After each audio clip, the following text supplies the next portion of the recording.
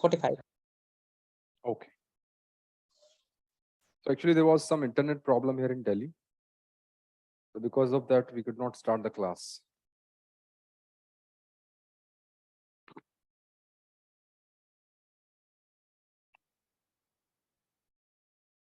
Okay, so in online batch, on an average, how many classes do you have on everyday basis?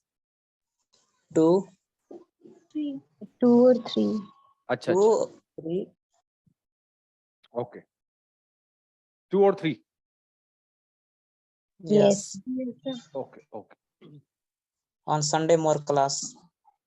Sunday, how many classes on Sunday? 3 minimum. 4 बजे जाते हैं. 4. Okay, okay. So on Sunday, it is like 7 to 8 hours of classes. Yes, sir. Yes. Oh, okay. Yes, sir. Entire day we are free, so in the afternoon also. In the afternoon also, yeah. I think Sunday. on Saturdays also you people are free, right?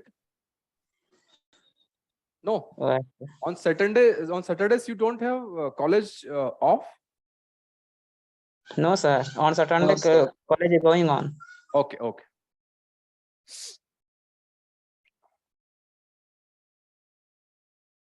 Okay. Okay. So till now, what we have done is that after the Newton's law and kinematics, we started the energy part. Okay. So in the energy, first we learned about kinetic energy, we learned about the potential energy, conservative forces, and then we learned about the work, power, and all these things. Okay. And after that, we did the work energy theorem and energy conservation and all these things. Okay. And today morning, we did if the potential is given, then how to see the dynamics of the particle in the given potential. Okay. So the energy part we have done, we have covered a whole lot of things. Now we will be moving to the next observable quantity, which is very important, which is momentum and collisions. Okay.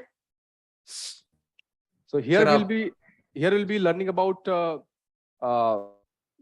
collisions, explosions, and how the momentum is conserved and all these things. Okay. So, but before that, before learning about momentum, it is useful to learn about the concept of center of mass. Do you know about the center of mass concept? Yes, sir. Okay. So first, let me check. I think now there are around 50 students, so we can start. Okay. Excuse me, sir. Yes. In morning, homework question, sir. In the morning, there was a question. Yes, sir. Homework. I will solve it. Answer will be So omega it is equal to which question? 2 This to x square plus 1 by x square. Yes, sir. Yes, sir. ये दिया था ना आपने sir. Yes. Okay. Omega equal. Which I gave in homework. Yes sir, वही वाला. Okay. So you want to discuss it? What are you saying, Ajit? Yes, omega equal to 2 root 2. Answer. Acha. Okay. Omega is equal to 2 root 2. Okay. So when we'll discuss these things, assignments, we'll discuss that simultaneously. Has anyone else tried that question? Yes sir. किसी और ने try किया उसे? क्या answer आ रहा था आपका? Sir 2 root 2 आ रहा है. 2 root 2 आ रहा है. और वहां पर आपका वो क्या रहा था? स्टेबल इक्विलिब्रियम पोजीशन क्या रहा था? सर +1 और -1 दो हैं. +1 और -1 और दोनों पे 2 root 2 आ रहा है? Yes sir. Okay. x to the power 4 आ जाएगा ना तो. ठीक है. Okay, I understand. Okay. So we will discuss that when we will discussing the assignments. Okay. So now the plan is to move to the momentum part, but before that, it is better to look at the center of mass picture so that we will have better understanding of momentum. Okay. So today we are going to learn about. So after this class is up to 6:30. After this, what class do you have? Yes, sir. Solid state. Solid state. 7 p.m. Yes, 7 p.m. Okay, solid state. Okay. ठीक है. तो अब करते हैं हम एक बार centre of मास.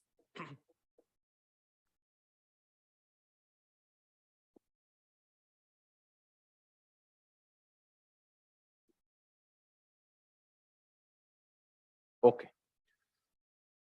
तो centre of मास के लिए आप थोड़ा सा पहले लिख लीजिए इसके बारे में, then will do it mathematically. लिखिए सेंटर ऑफ मास. देखिए, sorry, the concept of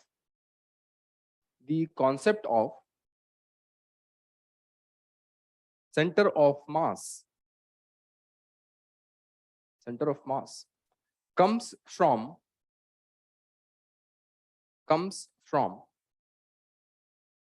Newton's equation of motion.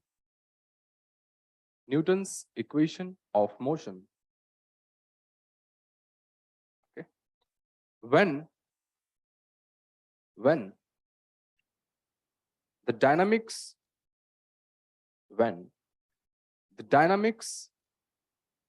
of a system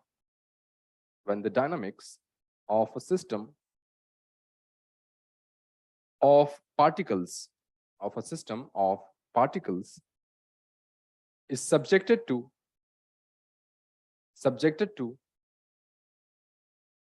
a net external force. A net external force is collectively discussed. Net external force is collectively discussed. Let me repeat it. The concept of center of mass comes from Newton's equation of motion when the dynamics of the system of a particles subjected to a net external force is collectively discussed. Okay. तो Newton's law हमने पढ़ा था, ठीक है.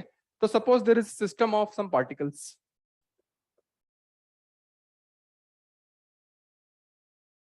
ठीक है.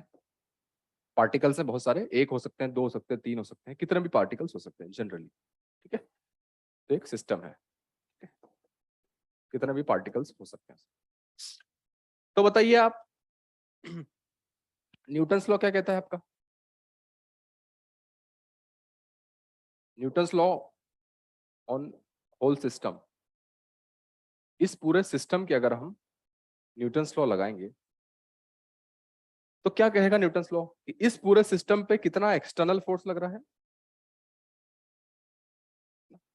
F external, ठीक है, इज इक्वल टू क्या होगा?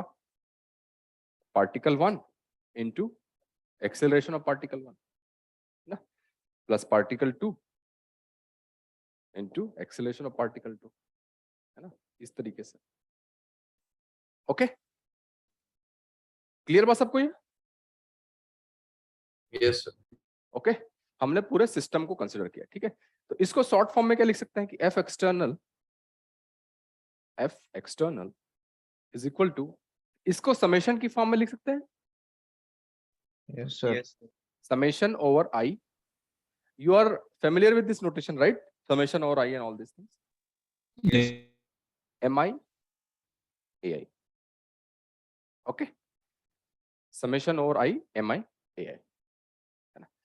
अब यहां पर देखिए, इस इक्वेशन में मैं क्या करता हूं कि m टोटल को मल्टीप्लाई करता हूं और m टोटल को डिवाइड करता हूं. तो f external is equal to, देखिए क्या है, सबसे पहले तो हम इसको क्या लिख सकते हैं, समेशन i mi, और ai क्या होता है?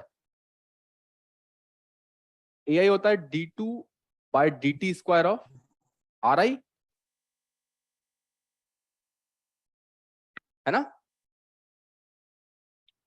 ओके, अब इसके ऊपर मैं m टोटल से मल्टीप्लाई कर लेता हूं, मतलब टोटल मास जितना है, और m टोटल से डिवाइड कर लेता हूं, ठीक है. तो यहां पर आएगा f external is equal to m total into इसको मैं ये लिख सकता हूं d2 by dt square of summation i mi ri divided by m total.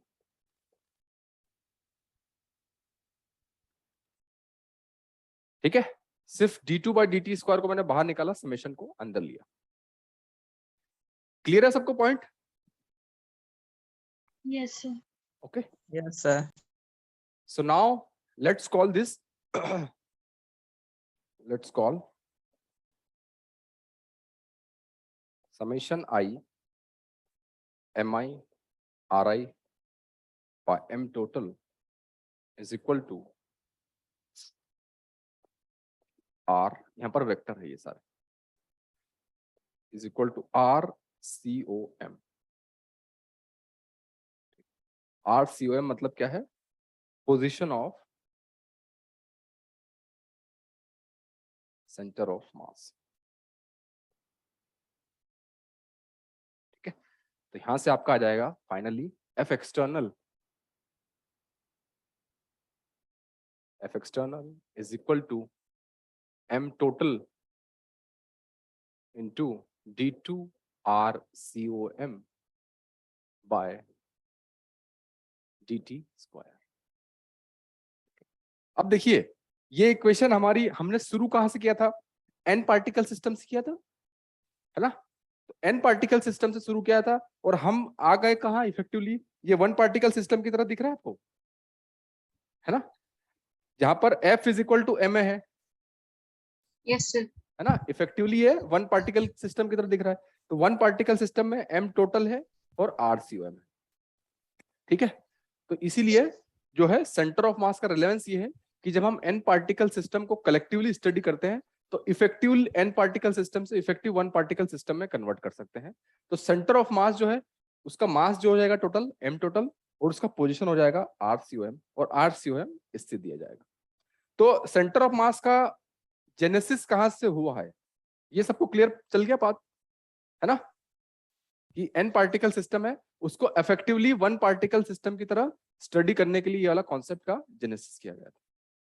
ठीक है, लिख लीजिए से फिर आगे चलते हैं। सर यस, थोड़ा शुरुआत का सर बता दीजिए, थोड़ा लेट से ज्वाइन किए हैं। शुरुआत में देखिए सर, शुरुआत में हमने बताया था कि सेंटर ऑफ मास का कॉन्सेप्ट हमने शुरू किया था, है ना? तो सेंटर ऑफ मास के कॉन्सेप्ट ने क्या है कि there is a system of particles. ठीक है ना, कुछ पार्टिकल है 1 2 3 4 कितने भी n पार्टिकल हैं। ठीक है, तो उसके ऊपर मैं न्यूटन्स लॉ लिखूंगा, तो F external is equal to m1a1 plus m2a2 plus m3a3 up to mn an। ठीक है, यहां से मैंने किया समेशन i mi a। ठीक है, और ai क्या है? d2 ri bye dt square. अब मैंने यहाँ पर क्या किया कि m टोटल से मल्टीप्लाई किया और m टोटल से डिवाइड किया। ठीक है, तो F एक्सटर्नल क्या हो जाएगा? m टोटल तो इधर मैंने ले लिया ये वाला, ठीक है, और d2 बाई dt स्क्वायर बाहर ले लिया और इसको पूरे को अंदर ले लिया। ठीक है, और इसको मैंने बोल दिया है RCOM। ठीक है, मतलब पोजीशन ऑफ सेंटर ऑफ मास। ठीक है, तो यहां से इफेक्टिवली हमारे पास इक्वेशन आ गई F is equal to m total into d2 RCOM by dt square. तो हमने collective system n particle system से स्टार्ट किया था और हमारी इफेक्टिव न्यूटन्स लॉ की इक्वेशन आ गई F बराबर m है वन पार्टिकल सिस्टम की। ठीक है, तो ये जो है सेंटर ऑफ मास का जेनेसिस है। ओके, लिख लिया सबने ये? Means capital R is behaves like as a position vector here. Yeah, R is the position vector. RCOM is the position of center of mass and small ri is the position of ith particle.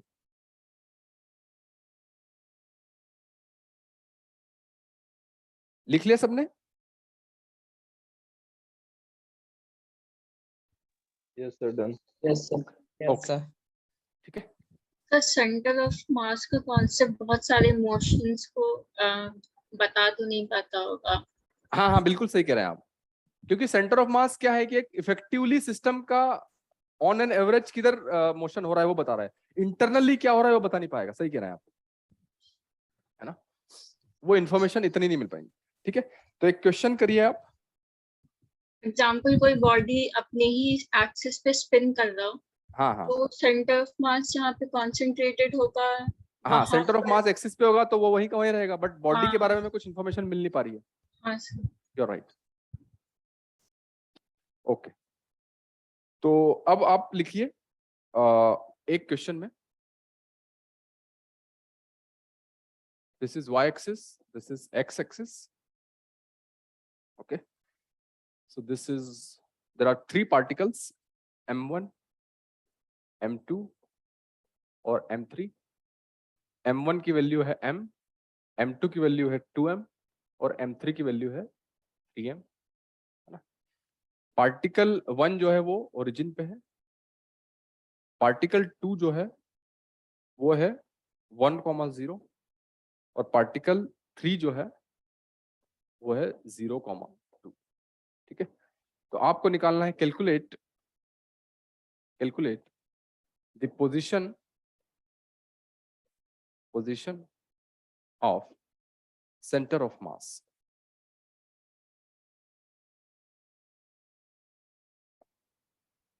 ठीक है, position of centre of मास है ना, मतलब RCOM।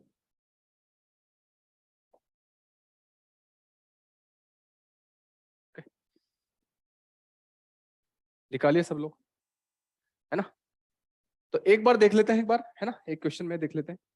तो सबसे पहले particle 1 की बात करते हैं। तो पार्टिकल 1 का मास तो m1 है और R1 कितना है बताइए। सर आपने सर, वो जी। ऊपर क्या लिखा वो ठीक से दिख नहीं रहा है सर। ऊपर यहाँ पर हाँ सर, वो आपने क्या ये लिखा? m1 m2 m3 is m2m 3m। Yes. Okay, तो m1 मास का पोजीशन है ओरिजिन मतलब 0। सेकंड पार्टिकल जो है उसका मास m2 is equal to 2m है ना, और उसका पोजीशन क्या है R2 क्या है बताइए। 1 आई कैप है ना, विथ वेक्टर बताइए आप। Yes, sir, 1 I cap. तीसरा पार्टिकल है उसका क्या है m3 is equal to 3m है, उसका R3 क्या है बताइए। 2 cap. 2 J cap. तो RCOM क्या होता है? RCOM होता है summation I MIRI by M total. MIRI by M total.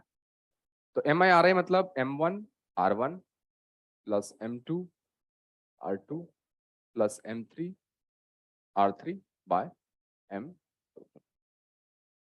ठीक है, तो RCOM क्या होगा यहाँ से?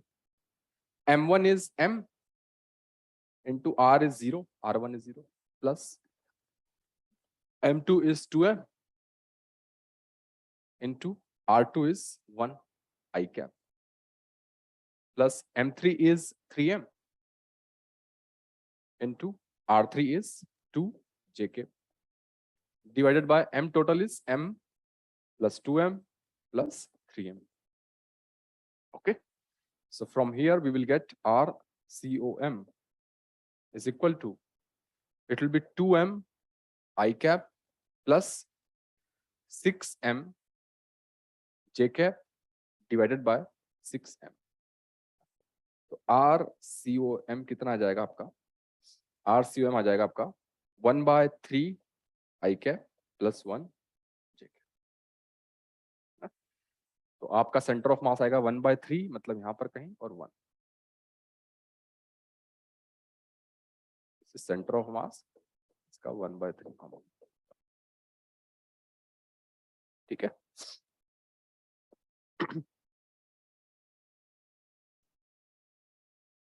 लिख लीजिए इसे, फिर आगे चलते हैं।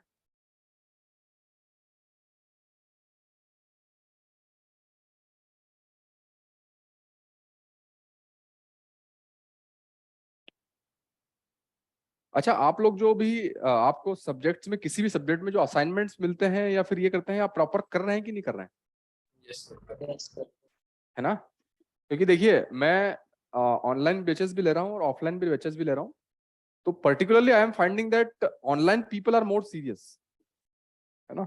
सर तो आपके पास एडवांटेज है कि आप घर रह रहे हैं और आपको उतना ट्रेवल में टाइम नहीं जाता है, बाहर नहीं रहते, या खाने की दिक्कत नहीं है। तो उस जो है अपॉर्चुनिटी है उसका अच्छे से फायदा उठाइए आप, है ना। तो मैंने ये जनरली देखा है कि आई don't know what happens that online वाले स्टूडेंट्स जो है होमवर्क ज्यादा करते हैं, ज्यादा क्वेश्चंस पूछते हैं। ऑफलाइन में बैचेस ले रहा हूँ मैं, तो उसमें इतना मुझे उनमें बच्चों में इंटरेस्ट नहीं दिखता। Although they are intelligent but they are not practising, I don't know, maybe because उनकी क्लासेस ज्यादा हो रही हैं या फिर I don't know what is there. Offline में सवाल पूछना मुश्किल हो जाता है। क्या हुआ? ऑफलाइन में सवाल पूछना थोड़ा मुश्किल हो जाता है। ऑफलाइन में सवाल पूछना मुश्किल हो जाता है, एक तो पहली बात यह है, और दूसरी बात यह है कि हाँ यू आर राइट, क्योंकि ऑनलाइन में सुविधा ये होती है कि your face is not visible. Okay, sir ये नहीं सर, मतलब हम लोग ऐसे आप बात कर रहे हो तो जैसे अभी मैं आपसे बात कर रहा हूँ डायरेक्टली ऐसे अनम्यूट करके बात कर सकते हैं, लेकिन क्लास में दूर बैठे रहते हैं तो अगर हाँ। दूर से कोई पूछना है तो चिल्लाना पड़ता है या फिर हाथ या उठाना पड़ता है। सो देर मुझे ऐसा लगा कि in online classes there is less communication barrier, in offline there is more, that is what I found. Yes sir ना? और एक और बात है सर कि अब अगर आप ऑफलाइन क्लास करते हैं तो आप क्लास जाओगे ही जाओगे, आपका मन है या नहीं, पर हाँ, हाँ। ऑनलाइन में जो क्लास करना चाहते हैं और एक्चुअली इंटरेस्टेड है सिर्फ वही Yeah, class. yes, you're right. And if you're not feeling, then you can see the recordings when you're feeling fresh. हाँ। Yeah, तो that मतलब जो is there. क्लास कर रहे हैं वो क्लास करना चाहते हैं। Yeah.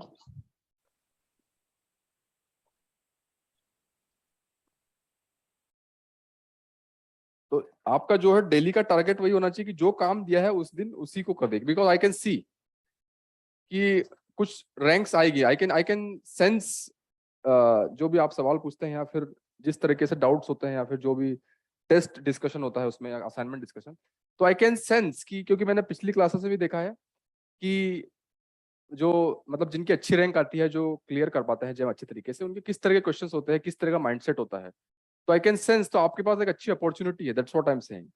तो अभी आप मतलब लूज मत होइएगा, जो भी बीच में दशहरे की छुट्टी आएंगी या फिर दिवाली आएंगी इसमें, है ना? ओके, लिख लिया सबने ये?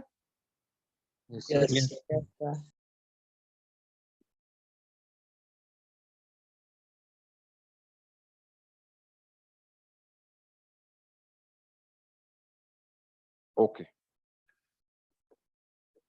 अब बताइए इसमें, ये तो आप डायरेक्टली बता सकते हैं, ये ओरिजिन है, ये वाई है, ये एक्स है, ठीक है? और यहां पर सपोज +1 पे आपका मास m है और -1 पे भी आपका मास m है, तो इसका सेंटर ऑफ मास कहां पे होगा, आप डायरेक्टली बता सकते हैं? बीच में होगा सर, है ओरिजिन। ना? ओरिजिन पे होगा, आपने डायरेक्टली कैसे बता दिया? बिकॉज ऑफ सिमेट्री, है ना? Yes sir. कि इधर जो होगा मास, उसके साथ क्या होगा, समेशन MI/RI में m के साथ पॉजिटिव R आएगा, इसके साथ m के साथ निगेटिव R आएगा, है ना? मतलब जो मास इधर है वो मास उधर ही है, तो ये डायरेक्टली बस सिमेट्री कर सकते हैं, है ना? अच्छा, इसका बताइए मुझे क्या होगा? एक रिंग है, सर बीच में आएगा। तो रिंग का सेंटर ऑफ मास भी ओरिजिन पे होगा, यस सर, ओरिजिन पे। है ना? तो रिंग का भी जो RCOM होगा वो 0 होगा। क्यों होगा? क्योंकि सपोज देख रिंग है तो अलग अलग मासेस हैं, तो एक मास मान लो इधर है तो उसके करस्पॉन्डिंग नेगेटिव वाला इधर भी तो है ना, यस सर। है ना? तो इधर वाला m something m into positive R होगा, तो एग्जैक्टली सेम इधर भी है। अच्छा, यहाँ पर कुछ है तो उसके लिए इधर है, यहाँ पर कुछ है तो इधर है, तो जो भी पॉजिटिव वाला R है उसके लिए एग्जैक्टली एक निगेटिव वाला है, तो इसीलिए COM 0 हो जाएगा बाय सिमेट्री अगेन, ठीक है? अच्छा, अब बताइए मुझे, this is x and this is y, suppose there is a rod 0 से और ये है L, 0, है ना? और ये यूनिफॉर्म रॉड है, यूनिफॉर्म, तो इसका सेंटर ऑफ मास कहाँ पे होगा? वो ऊपर का लिख क्या रहे हैं आप, वो मतलब कट जा रहा है सर आपका वो कैमरा। फुल स्क्रीन नहीं आ रहा है, नहीं रहा है। ऊपर वाला कट जा रहा है। ऊपर वाला कट जा रहा है, yes yes so what I'm saying is this is uniform, yes uniform है, ओके? तो इसका सेंटर ऑफ मास कहाँ पे होगा? सर, बीच में होगा। RCOM is L/2, L/2। है ना? ओके, अब मुझे बताइए, ठीक है? ठीक है, तो एक कंटिन्यूअस केस में कैसे निकालते हैं सेंटर ऑफ मास वो देख लेते हैं। तो RCOM जो डिस्क्रीट केस में होता है वो क्या होता है? Summation I MI/RI by M total, या फिर इसको लिख सकते हैं it is discrete case, discrete case मतलब अलग अलग मासेस हैं, 0.1 0.2 0.3 के मासेस, ठीक है? अब कंटिन्यूअस केस है तो वहां पर सिग्मा जो है किसमें कन्वर्ट हो जाता है? इंटीग्रल में।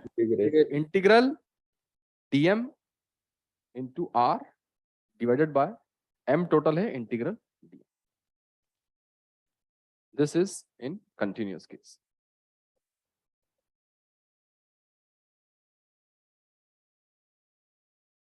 Continuous case. सर प्रैक्टिकली तो ये कंटिन्यूअस केस यूज होता होगा ना? हाँ हाँ, प्रैक्टिकल केसेस में जो है वो कंटिन्यूअस ही है. सर सेंटर ऑफ मास पढ़ा रहे हैं क्या अभी? हाँ ओके, लिख लिया सबने?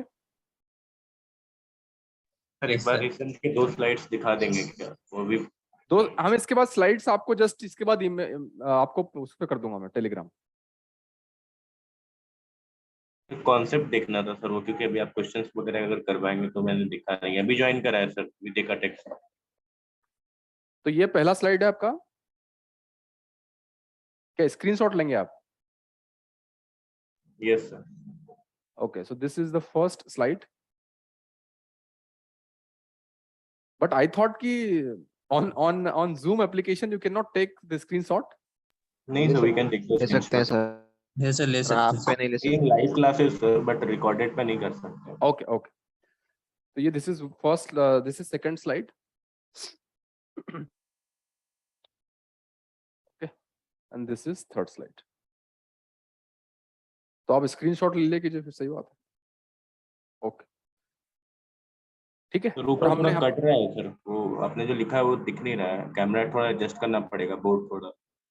हाँ मैं अभी कर दूंगा नेक्स्ट क्लास में. अभी तो मैं ऊपर वाला नहीं दिख रहा है क्या? नहीं सर, वो मेरे को नहीं दिख रहा सर. सर वो जो ऊपर नहीं लिख रहा. सर अपने यूनिफॉर्म को फिर नीचे की तरफ लिखा है ना, तो पहला वाला जो है वो अभी हाँ हाँ ठीक है. तो I try to write below the this limit line. हाँ सर उसी हैं. के। ये बोर्ड भी जो है सर ये सेंटर ऑफ मास में नहीं है. ठीक है ओके. तो आगे चले आप. Yes sir. Yes, sir. Okay तो अगला क्वेश्चन आप इसी में लिखिए आप. This is x. Suppose now this is a rod of length L. Rod का लेंथ L है. बट अब जो है इसका linear density lambda is given by lambda naught into x. तो अब बताइए centre of mass in between होगा क्या? No sir, it's नहीं होगा, क्योंकि अब इन बिटवीन जो L/2 पॉइंट है उसके अबाउट सिमेट्रिक नहीं है. समझ गए बात? Yes. है ना. तो अब इसके लिए आप निकालिए, ये ओरिजिन है, ये L है, और लेमडा आपका है जो लीनियर मास डेंसिटी है वो है लेमडा नॉट x. तो आपको अब निकालना है RCOM. ठीक है. तो कंटिन्यूअस केस में क्या होता है? कंटिन्यूअस केस में होता है ना, सपोज हम यहां से जाते हैं x डिस्टेंस पर जाते हैं, और x डिस्टेंस पर जाके सपोज एक dx एलिमेंट ले लेते हैं, है ना.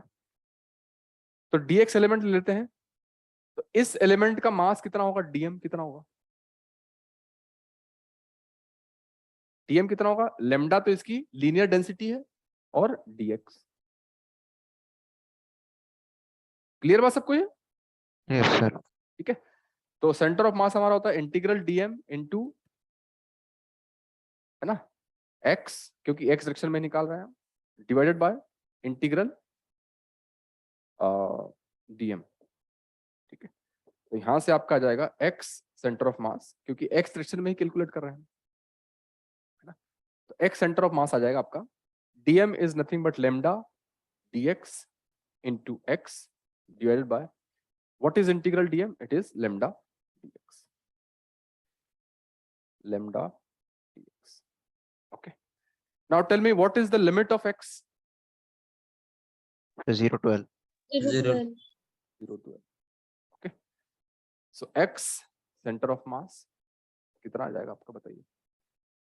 Lambda is lambda naught into x. तो ऊपर तो आ जाएगा 0 to L lambda naught x dx, और एक x पहले से था तो lambda naught x स्क्वायर आ जाएगा, है ना. और नीचे आएगा आपका 0 to L lambda naught x dx. तो ऊपर आएगा एक्स स्क्वायर, नीचे आएगा एक्स। तो लेमडा नॉट से तो लेमडा नॉट कैंसिल हो जाएगा, कांस्टेंट है ना। तो एक्स स्क्वायर का क्या होगा, एक्स क्यूब बाय 3, 3 तो this is L cube by 3। Okay, और x का क्या हुआ, x square by 2, so this is l square by 2. So what will be the x COM, क्या होगा बताइए, l into 2 by 2/3। तो अब जो है सेंटर ऑफ मास बीच में नहीं होगा, थोड़ा उधर की साइड होगा, आगे की साइड। आगे की साइड क्यों होगा, ये आपको इंट्यूटिवली क्लियर हो रहा है कि नहीं? Yes, sir, आगे की तरफ ज्यादा मास है ना। आगे की साइड क्यों होगा, क्योंकि लेमडा, देखिए लेमडा जो है जैसे जैसे एक्स बढ़ रहा है वैसे वैसे डेंसिटी बढ़ रही है, मतलब इधर हल्का है इधर हल्का है, फिर धीरे धीरे भारी होता जाएगा, मास मास मास भारी होता जाएगा। तो जो हेवियर मास है उधर की साइड है यस सर। है ना। Yes. इसका जो MIRI होगा वो वेटेज ज्यादा होगा उसका, है ना। इसीलिए XOM जो है थोड़ा ये L/2 से आगे है, इधर 2L/3 पे। ओके सर वो जो lambda equal to lambda naught x लिए हैं वो मतलब केस दिया हुआ है प्रॉब्लम में? प्रॉब्लम में दिया हुआ है कि आपकी mass density, linear mass density is lambda is equal to lambda naught x, question में दिया हुआ है। अच्छा, और यहाँ पर भी सिंपल वाली बात, सिंपल, अगर आपको कोई ऑब्जेक्ट दिया हुआ है उसकी कोई डेंसिटी नहीं दी हुई है, डिस्ट्रीब्यूशन, तो आपको क्या लेना है कि वो डिस्ट्रीब्यूशन क्या है, यूनिफॉर्म है। क्लियर है ना, जैसे हम पहले करते थे।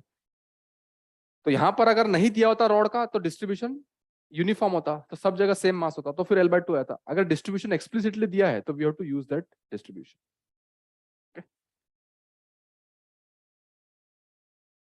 आगे चलते हैं।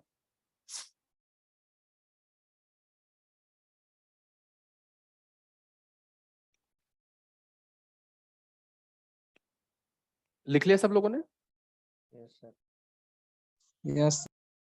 सर। यस ओके, अब बताइए, एक मान लो एक डिस्क है, पहले रिंग थी अब डिस्क है, तो डिस्क का सेंटर ऑफ मास कहाँ होगा, सेंटर पे है ना, बाय सिमेट्री, है ना, बाय सिमेट्री। ओके, अब अगले क्वेश्चन में देखिए आप कि डिस्क तो है ना, बट वो सेमी डिस्क है, और सेमी डिस्क है और इसकी जो है रेडियस r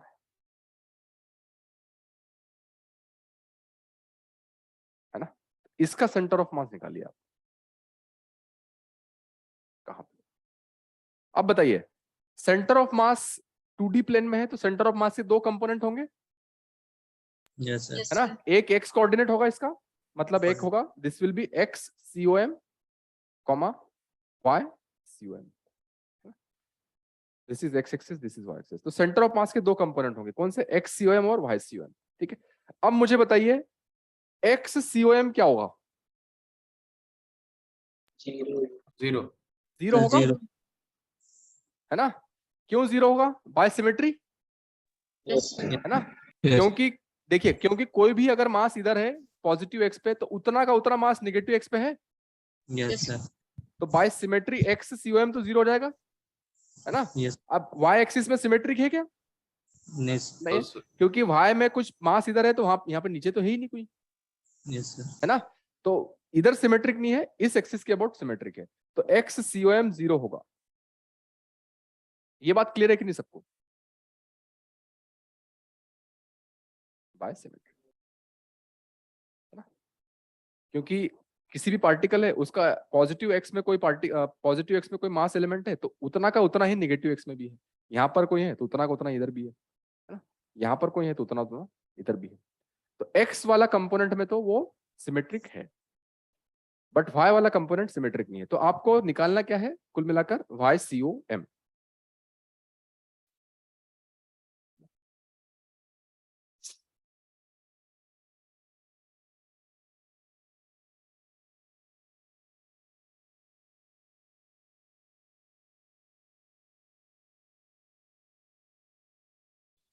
ठीक है, और आपको रेडियस दिया हुआ है,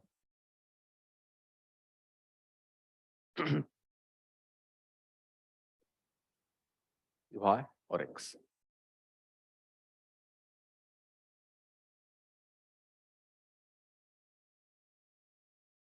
ठीक है, अब बताइए इस सिस्टम को सॉल्व करने के लिए सबसे पहली बात तो ये कंटिन्यूअस सिस्टम है, तो हमें इंटीग्रल करना पड़ेगा।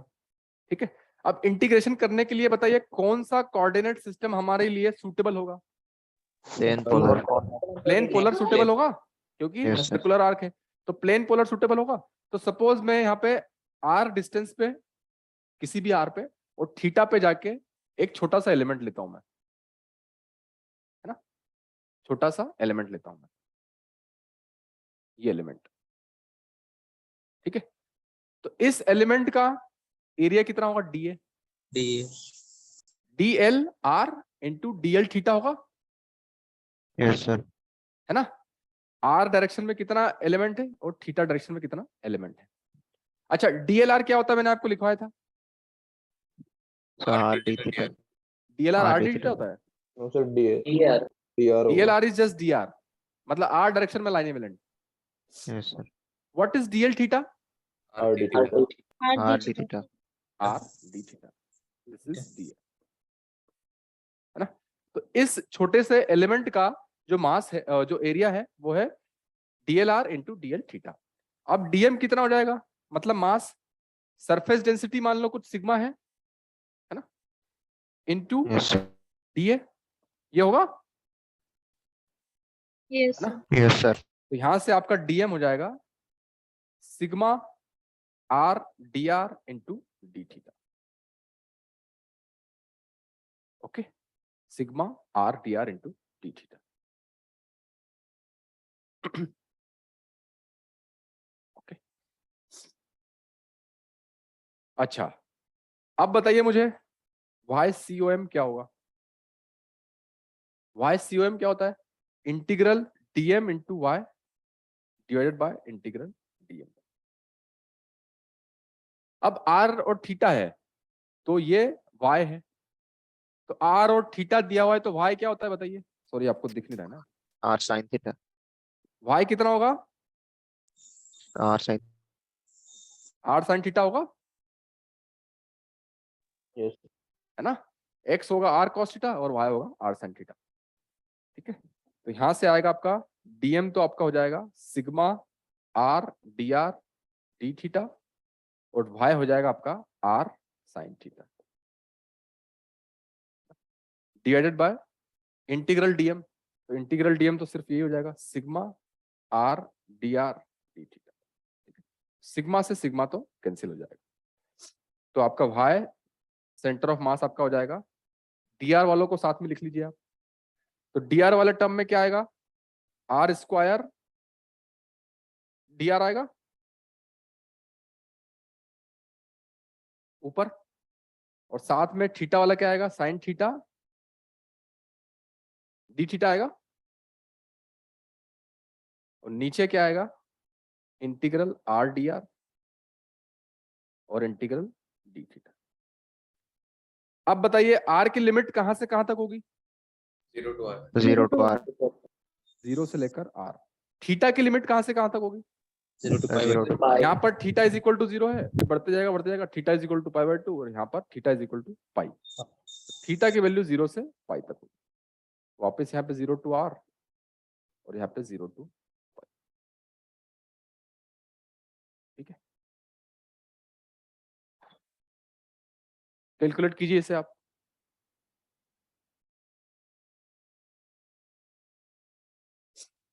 क्या आएगा आंसर?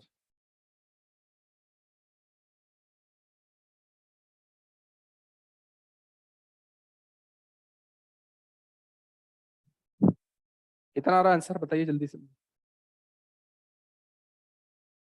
देखिए r स्क्वायर dr है तो उसको 2r square by 3 pi आ रहा है सर। r स्क्वायर का कितना आ जाएगा बताइए? r क्यूब आ जाएगा, r3 तो r क्यूब बाय 3 आ जाएगा। साइन थीटा का क्या होगा बताइए? 1 हो जाएगा, साइन थीटा का होगा minus cos theta, cos theta. तो लिमिट्स हमें रखनी है 0 से पाई तो 2 आएगा। Divided by r d r, तो ये हो जाएगा नीचे r square by 2 into d theta का सिर्फ थीटा आएगा, जो कि आएगा 0 से लेकर पाई, है ना। तो अगर मैं यहाँ पर रखूं इसको YCOM, तो आपका आ जाएगा आर स्क्वायर से आर स्क्वायर कैंसिल हो जाएगा, तो 2r/3 4r/3 कॉस थीटा वाला क्या आएगा, 2 आ जाएगा कॉस ऑफ कितना होता है -1, तो माइनस एक माइनस पहले से है और cos 0 1 होता है, तो -1 × 1 1 -1, तो 2 आएगा ऊपर। Yes sir. और नीचे क्या आएगा पाई, तो क्या आ जाएगा आंसर आपका 4r/3। 4r/3 पाई।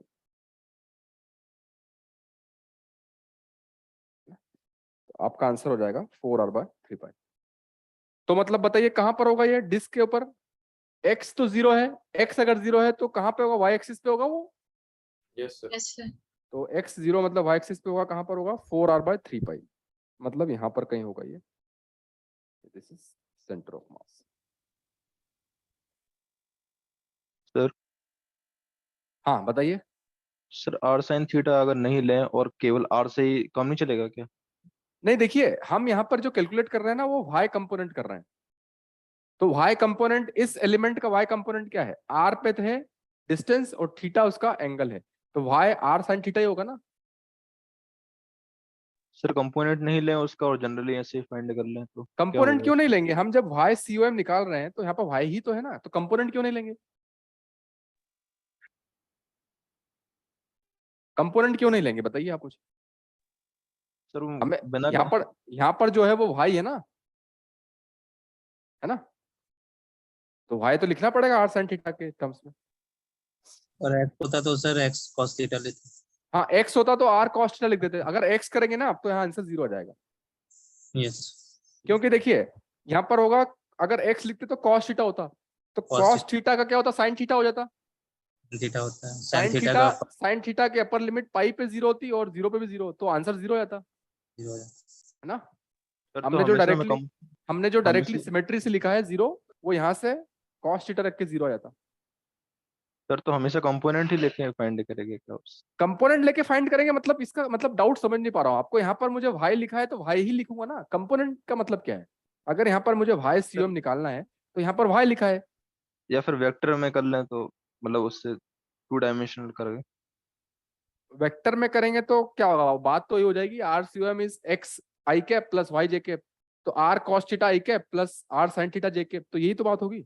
वही तो सर, मतलब सभी जब भी हम फाइंड करेंगे तो उसका देखना पड़ेगा एक्स में कितना है और वाई में। हाँ वही तो बोल रहा हूँ, XCOM निकाल रहे तो आपको x रखना पड़ेगा, YCOM निकाल रहे तो y रखना पड़ेगा। मतलब आपका डाउट समझ नहीं पा रहा हूँ मैं क्या है, अगर YCOM निकालेंगे तो y ही तो रखेंगे।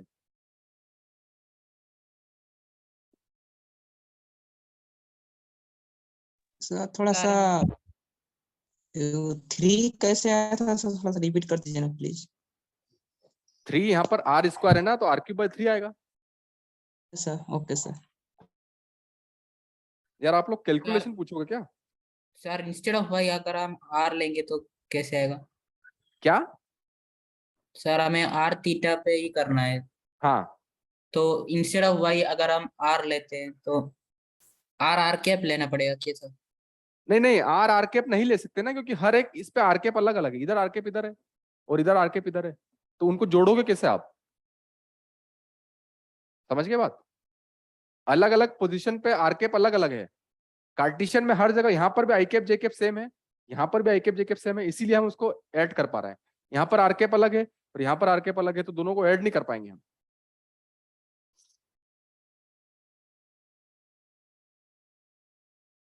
Okay sir.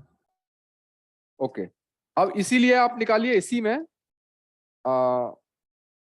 आप एक बार निकालिए,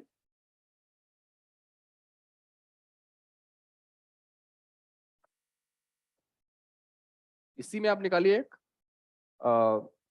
अब जो है यहाँ पर 3 डायमेंशन है x y z, और अब जो है यहाँ पर एक हेमिस्फीयर है, और उसकी रेडियस आर दी हुई है। हेमिस्फीयर है, उसकी रेडियस आर दी हुई है, और ये जो है वो है हॉलो हेमिस्फीयर। हॉलो हेमिस्फीयर है विदाउट बेस, है ना। तो उसका आपको सेंटर ऑफ मास निकालना है। क्वेश्चन क्लियर है सबको?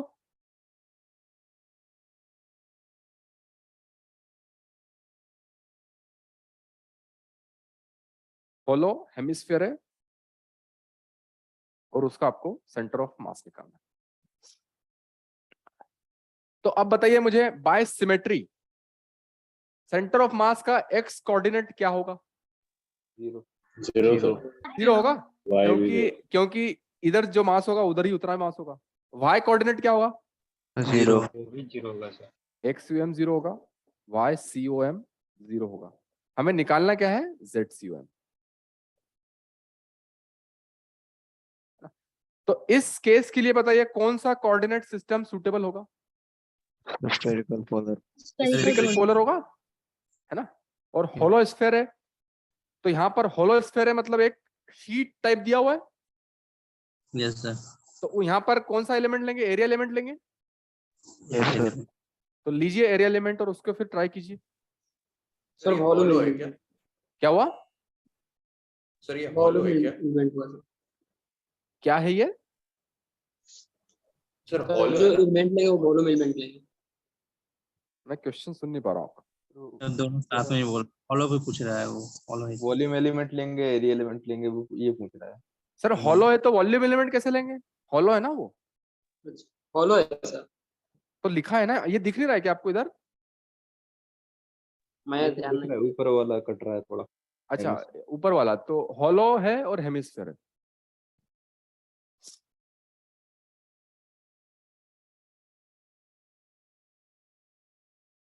ठीक है,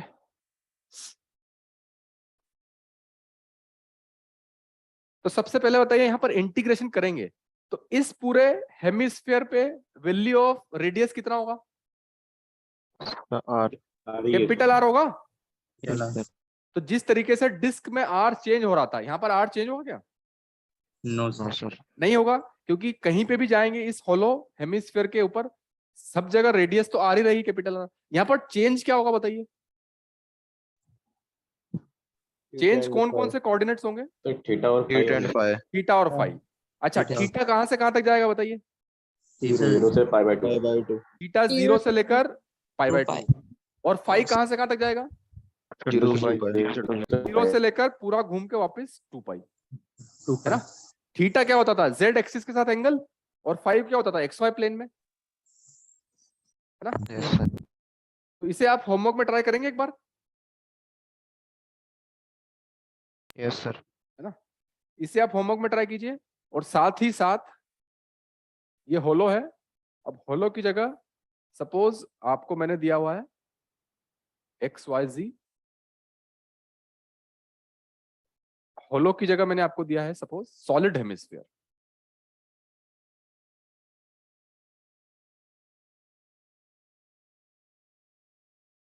तब क्या होगा, और होलो तब क्या होगा?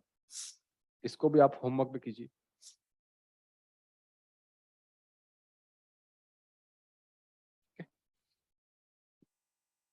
हमारी क्लास 7 तक है कि 6:30 तक है? 6:30 तक। सर शेड्यूल तो 6:30 तक हुआ था। अच्छा अच्छा, ओके।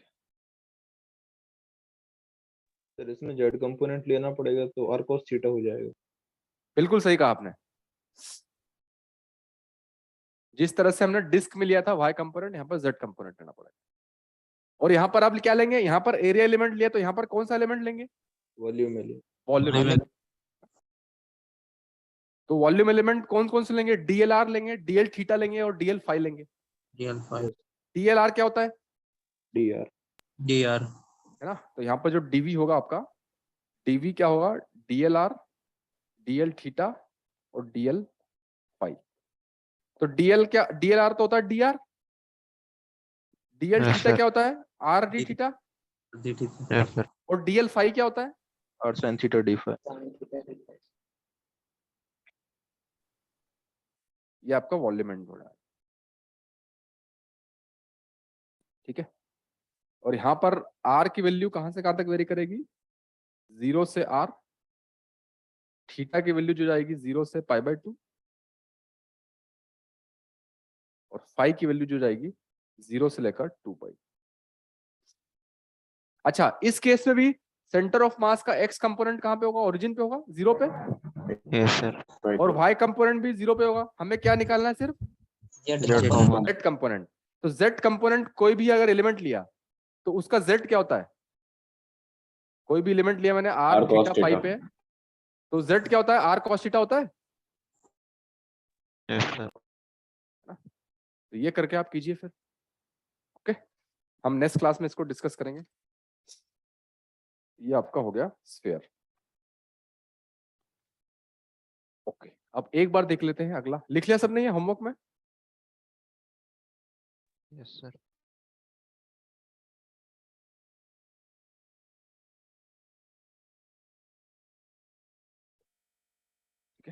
तो इसके आंसर एक बार आप लिख लीजिए ताकि आप मैच कर पाए। जो होलो है उसका आंसर आएगा, होलो का आंसर आएगा आपका, जस्ट 1 मिनट,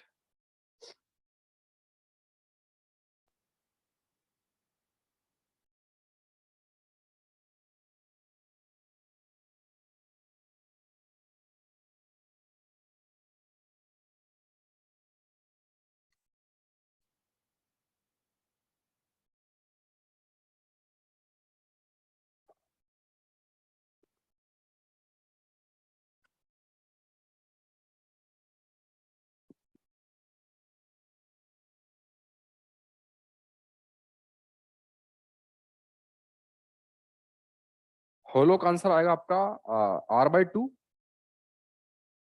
याद है किसी को ये? और इसका आंसर आएगा ZCOM, सॉलिड का आएगा, कितना आएगा? R/4 आ रहा है। 3r/8, okay. तो ये आंसर आएंगे दोनों के। सर इन रिजल्ट्स को याद रखना है क्या? हाँ, याद रखना है बिल्कुल। जो सेमी डिस्क है, होलो स्फीयर है, होलो हेमिस्फीयर है, होलो सॉलिड स्फीयर है, और सेमी हॉलिड स्फीयर है, सॉलिड स्फीयर है। तो इन सब के जो है आपको याद रखना है, ठीक है। अब एक और देख लेते हैं, अभी समय है हमारे पास 12-15 मिनट का। तो एक और देख लेते हैं हम ट्रायंगल का। सर एक मिनट।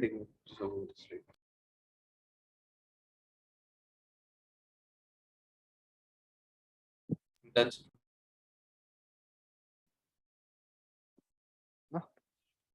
आपका अगला क्वेश्चन है इस तरीके का है, एक ट्रायंगल है, this is y, this is x,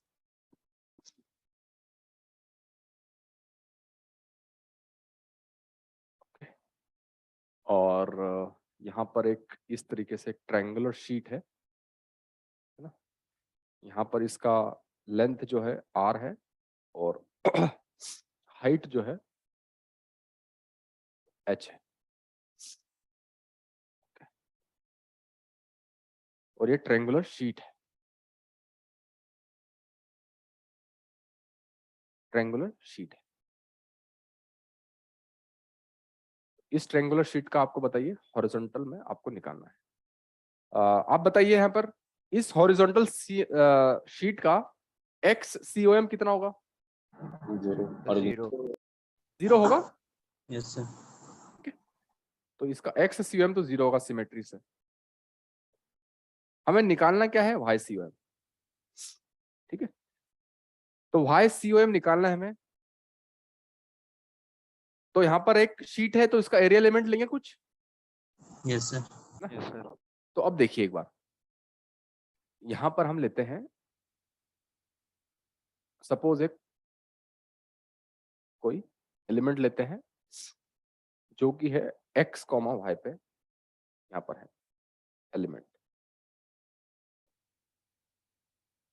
ठीक है, ओके। अच्छा, तो अब मुझे बताइए यहाँ पर कि ये x, y पे है एलिमेंट,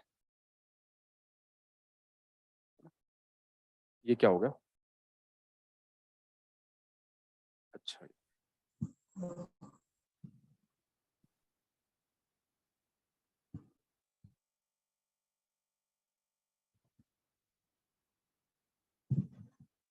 ओके।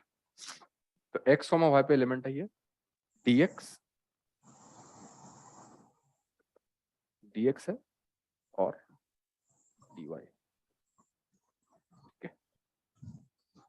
और ये r है और ये टोटल h है, ठीक है। तो यहां पर इसका dm कितना होगा?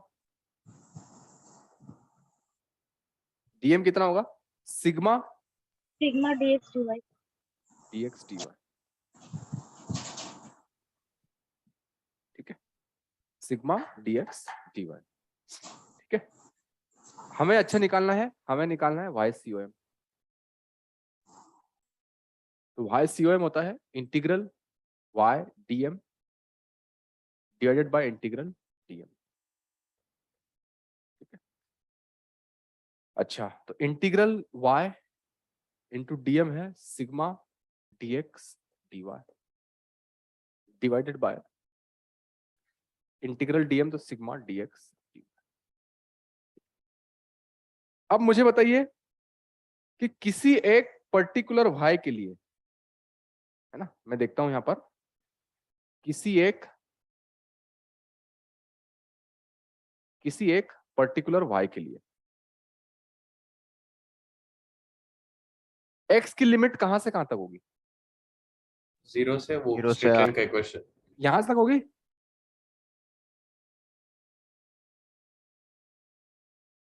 समझ गए बात, है ना? तो अब बताइए मुझे, ये y है और टोटल h है, तो ऊपर वाला क्या हो जाएगा? सर एच है ना? और एक टोटल डिस्टेंस जो है वो है r, ठीक है। तो आपने 9 10th में ये पढ़ा होगा कि ये दोनों ट्रायंगल है, ऊपर वाला ट्रायंगल ये छोटा वाला और ये नीचे वाला ट्रायंगल, ये दोनों कौन सा ट्रायंगल है? ये सिमिलर ट्रायंगल। सिमिलर ट्रायंगल है ये similar। दोनों, यस सर। है ना? तो सिमिलर ट्रायंगल है ये दोनों। तो सिमिलर ट्रायंगल के लिए क्या कंडीशन होती है? एंगल्स सारे सेम है। और साइड्स प्रपोर्शनल। तो सिमिलर ट्रायंगल के लिए क्या है, मतलब h angle by r is equal to क्या है? h minus y by x. h minus y by x। ये बात क्लियर है कि नहीं सबको, है ना? Yes sir. तो ये छोटा वाला ट्रायंगल और ये बड़ा वाला ट्रायंगल, ये दोनों सिमिलर है। तो total h by total r, तो h by r is equal to this height, मतलब h minus y by this x। तो ये सिमिलर ट्रायंगल की प्रॉपर्टी होती है ना? तो यहाँ से x की वैल्यू कहां तक हो जाएगी? किसी गिवन पर्टिकुलर y के लिए x कहां तक, x की वैल्यू कितनी हो जाएगी? r into 1 minus y by h। तो ये बात क्लियर हो गई सबको? किसी एक गिवन y के लिए x की वैल्यू कहां से कहां तक जाएगी बताइए? 0 से लेकर यहां तक जाएगी,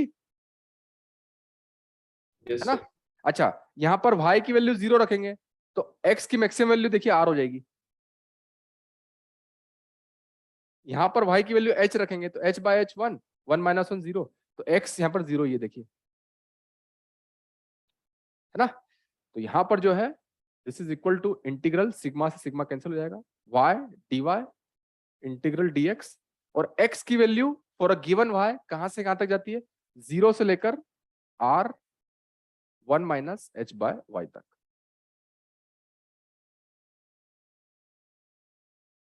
one minus y by H,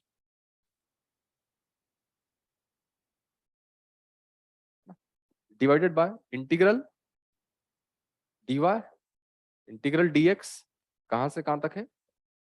0 से लेकर r 1 minus y by h, और y की वैल्यू कहां से कहां तक है? 0 से लेकर h तक।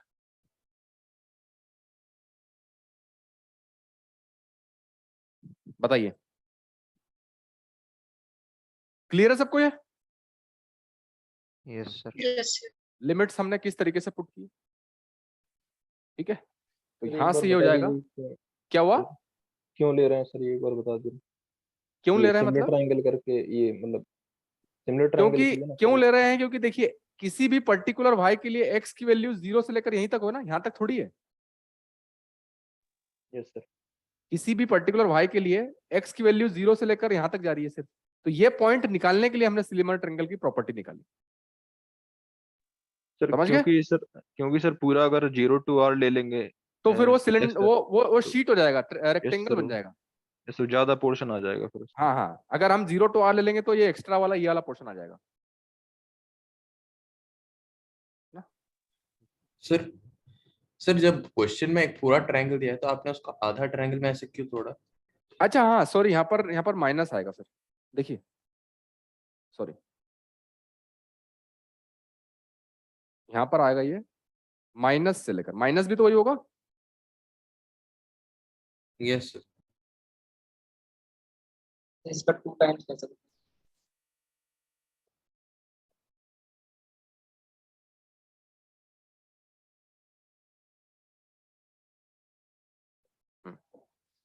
तो इसके लिए एक्चुअली मैं सिमिलर ट्रायंगल के लिए एक्स वैल्यू निकाली, तो अब माइनस से लेकर प्लस तक जाएगा वो, है ना, समझ गए?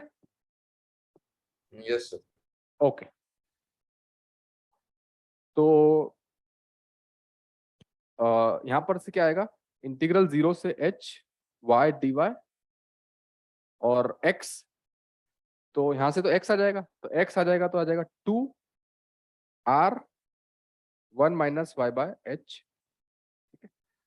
और नीचे आपका आएगा इंटीग्रल 0 से लेकर h dy 2r into 1 minus y by h, 2r से आपका 2r कैंसिल हो जाएगा, ठीक है। तो यहाँ पर जो है पहला टर्म आएगा आपका y dy इंटीग्रल 0 से r माइनस दूसरा टर्म आएगा y 0 से h, सॉरी 0 से h, और दूसरा टर्म आएगा minus y square by h dy, नीचे आएगा इंटीग्रल dy 0 से h माइनस y dy 0 से h, ठीक है। तो यहां से अगर हम करेंगे अब हम, तो y COM की वैल्यू आएगी, पहला वाला क्या आएगा ऊपर, y स्क्वायर बाय 2 मतलब h स्क्वायर बाय 2 आएगा। दूसरा वाला करेंगे तो क्या आएगा, y क्यूब बाय 3h, है ना। तो y क्यूब बाय 3h मतलब minus h square by 3 divided by, यहाँ पर तो सिर्फ y है तो डिवाइडेड बाय h आएगा सिर्फ, और माइनस में कितना है ये, y स्क्वायर बाय 2 मतलब h स्क्वायर बाय 2, तो y COM आपका फाइनली आ जाएगा h square by 2 minus h square by 3, तो h स्क्वायर बाय 6, और नीचे आएगा h यहाँ पर y बाय h भी है एक, तो यहाँ पर h भी एक, तो डिवाइडेड बाय कितना है ये, y स्क्वायर बाय 2 है, h स्क्वायर बाय 2 है, तो डिवाइडेड बाय है h बाय 2, तो आपका आंसर हो जाएगा h बाय 3। सर वैसे अगर हम लोग हाफ ट्रायंगल को भी कंसीडर करते तो y से हम सेम ही हाँ, रहता ना। सही कह रहे हो, क्योंकि y COM राइट वाले का भी वही होगा और लेफ्ट वाले का भी वही होगा। Yes sir. सर XCOM अलग हो जाता है। हाँ ओके ठीक है।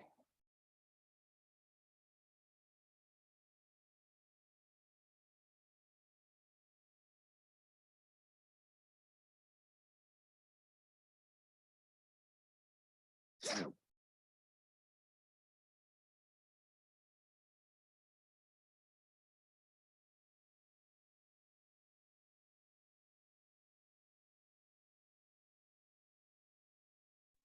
इस ट्रायंगल का जब हम लोग सिर्फ माप फाइंड आउट कर रहे हैं, मैं क्या हुआ? सपोज करता हूँ इमेजिनरी कि इसको अगर हम स्क्वायर बना, जो हम लोग सेंटर ऑफ मास इस ट्रायंगल का फाइंड आउट कर रहे हैं, हाँ मैं इसको सपोज करता हूँ कि पहले कि इसको हम एक स्क्वायर ले लेते हैं, या रेक्टेंगल बनेगा तो रेक्टेंगल लेंगे, मतलब अकॉर्डिंग टू हाँ उसका हाँ साइड, हाँ हाँ जैसा बिल्कुल साइड दिया रहेगा। हाँ हाँ और इसके बाद अगर मैं देख रहा हूँ कि इसमें 3 ट्रायंगल मतलब कि बन रहे हैं, 2 राइट हाँ ट्रायंगल और एक जैसे हाँ मतलब हाँ एक हाँ राइट ट्रायंगल नहीं है, हाँ तो मैं बिल्कुल एक स्क्वायर को अगर मास करके यदि उसको मैं 2 मतलब कि 3 पार्ट में डिवाइड कर दूं तो क्या सेम आएंगी? हाँ हाँ बिल्कुल सेम आएंगे अगर आप उसको 3 पार्ट में डिवाइड कर देंगे तो। मतलब कि आप क्या कह रहे हैं कि जो पहले पूरा रेक्टेंगल है उसका निकाल लेंगे आप?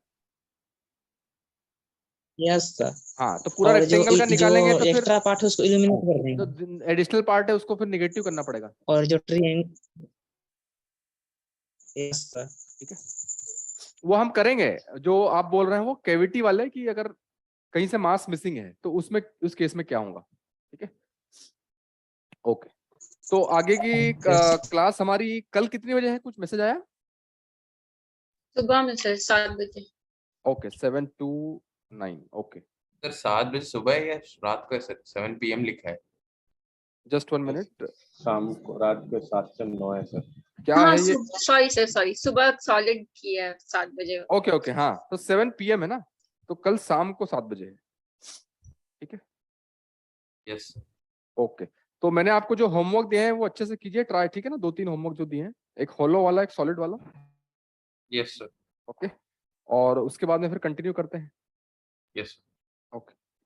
अच्छा, अगर मैं ये आपकी आगे वाली क्लास भी मैं ही ले लूँ तो चलेगा, सॉलिड वाली? हाँ सर। हाँ सर। Yes sir. क्योंकि सर सॉलिड काफी दिनों से पढ़ा नहीं है सर, मतलब ऐसे क्लास नहीं हो पाता है, कुछ समझ में नहीं आता है सर, अचानक से सॉलिड आ जाती है बीच में 15। ओके ओके, तो मैं एक बार बात करता हूँ, अगर हो पाएगा तो नेक्स्ट क्लास में मैं ही लूंगा, नहीं तो फिर आपकी सॉलिड तो कंटिन्यू रहेगी। ठीक है, ओके ओके। कब से है? 7 बजे से है ना? Yes sir. ठीक है मैं देखता हूँ। ओके, तो see you. Okay, see you in the next class. Morning. Thank you. Thank you sir.